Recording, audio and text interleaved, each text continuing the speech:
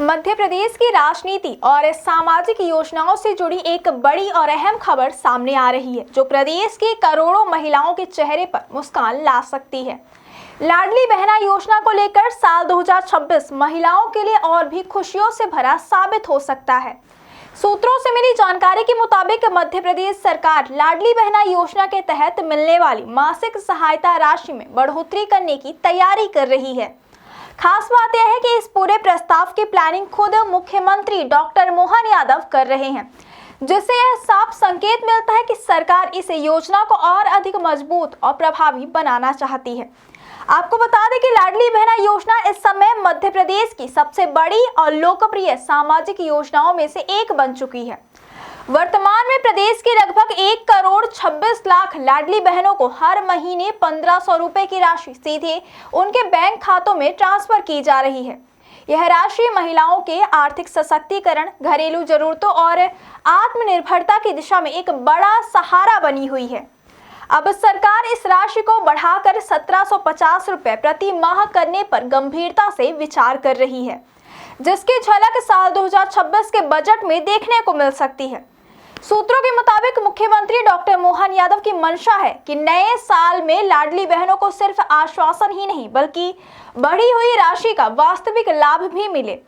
इसके लिए बजट प्रावधानों को मजबूत करने की तैयारी चल रही है। माना जा रहा है कि इस 2026 के राज्य बजट में लाडली बहनों योजना के लिए आवंटित राशि में इजाफा किया जाएगा, ताकि योजना को लंबे समय तक बिना किसी रुकावट के जारी रखा जा सके।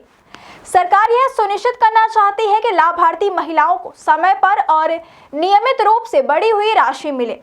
यह पहला मौका नहीं है जब लाडली बहना योजना की राशि बढ़ने पर चर्चा हो रही हो।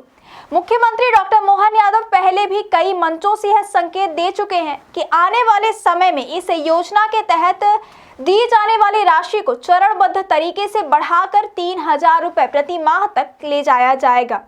हालांकि इसके आर्थिक संतुलन और बजट प्रबंधन को ध्यान में रखते हुए कदम उठाए जाएंगे। सरकार का मानना है कि किसी भी योजना को केवल चुनावी वादे तक सीमित न रखते हुए उसे व्यावहारिक और टिकाऊ बनाना बेहद जरूरी है। गौरतलब है कि लाडली बहना योजना की शुरुआत 5 मार्च 2023 को की गई थी। इस ऐतिहासिक योजना का पहला फॉर्म तत्कालीन मुख्यमंत्री शिवराज सिंह चौहान की मौजूदगी में भोपाल की जम्बूरी मैदान में भरा गया था। योजना की शुरुआत से ही इसे महिलाओं की जबरदस्त समर्थन मिला और देखते ही देखते यह योजना प्रदेश की सामाजिक संरचना का अहम हिस्सा बन गई। योजना का मुख्य उद्देश्य महिलाओं को आर्थिक रूप से मजबूत बनाना, उन्हें आत्मनिर्भर बनाना और परिवार तथा समाज में उनकी भूमिका को और सशक्त करना है। सरकार के आंकड़ों के मुताबिक लाडली बहना योजना का सीधा असर महिलाओं की दैनिक जरूरतों, बच्चों की पढ़ाई, स्वास्थ्य खर्च और घरेलू आर्थिक फैसलों पर पड़ा है। कई महिलाएं इस राशि से छोटे स्तर पर स्वरोजगार भी शुरू कर रही हैं, जिससे न केवल उनकी आय बढ़ रही है, बल्कि आत्मविश्वास भी मजबूत हो रहा है। यही वजह है कि सरकार इस योजना को और विस्तार देने की दिशा में लगातार काम कर रही है। राजनीतिक विश्लेषकों का माने तो लाडली बहना योजना न केवल एक सामाजिक योजना है, बल्कि यह सरकार की महिला केंद्रित राजनीति का मजबूत आधार भी बन चुकी है। ऐसे में 2026 में राशि बढ़ाने का फैसला सरकार की दीर्घकालिक रणनीति का हिस्सा माना जा रहा है। इससे महिलाओं का भरोसा सरकार पर और गहरा होगा और योजना की पहुंच भी और मजबूत होगी।